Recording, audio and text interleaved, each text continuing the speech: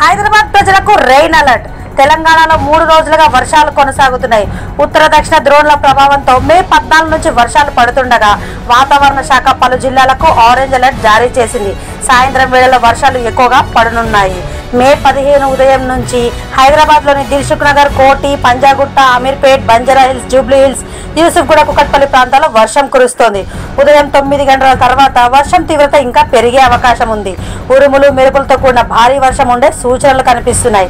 దీనితో ఆఫీస్ టైంలో ట్రాఫిక్ జామ్లు తలెత్తే అవకాశం ఉంది. ప్రజలు అప్రమత్తంగా ఉండాలని, అత్యవసరమైతే తప్ప బయటకు రావద్దని అధికారులు సూచించారు.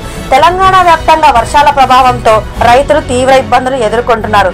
ములుగు జిల్లా ఏటూరు నాగారం మండలంలోని గోగుపల్లిలోని కొనుగోలు కేంద్రంలో 150 మంది రైతులు ఆరబోసిన వడ్లు వర్షానికి పూర్తిగా తడిసిపోయాయి.